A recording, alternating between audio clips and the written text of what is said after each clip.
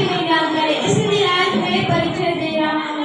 चंबा के छत्रपति शिवाजी महाराज की धर्मपत्नी सईबाई का पुत्र हुए संभाजी महाराज। उन्होंने अपने जीवन में 120 लड़ाइयाँ लड़ी। हैरानी की बात यह है कि वो एक भी नहीं हारे थे। उन्होंने अपना पहला युद्ध अपनी 10 वर्ष की आयु में 500 सैनिकों के साथ लड़ा था और उसके बाद उन्होंने 25,000 सैनिकों से विजय प्राप्ति की थी। और उसके बाद जब उनका विवाह हुआ था तो वो भोजन कर रहे थे तो उनके सालों ने काणू जी और गणू जी ने उनसे राज्य की प्रतिज्ञा का पूर्ण अधिकार खुद पर लेने के लिए कहा, लेकिन उनकी पत्नी यशोबाई ने ही उनको देने से इनकार कर दिया। तो इसलिए उन्होंने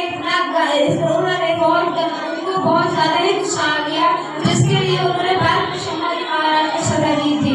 उनका जब 121वां युद्ध होने वाला था, जब वो साक्षात औरंग को मारने वाले थे, तब उन्होंने अपनी एक योजना बनाई थी कि पूरे अपने 500 सैनिकों के साथ वो संगमेश्वर में रुकेंगे और जब सेना रायगढ़ जाएगी तो पीछे से हमला किया जाएगा।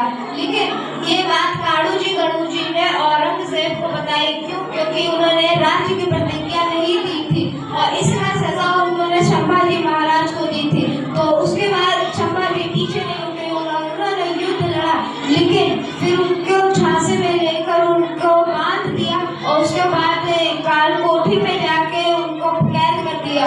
उनको बहुत सारे 40 दिन तक यातनाएं सहनी पड़ी।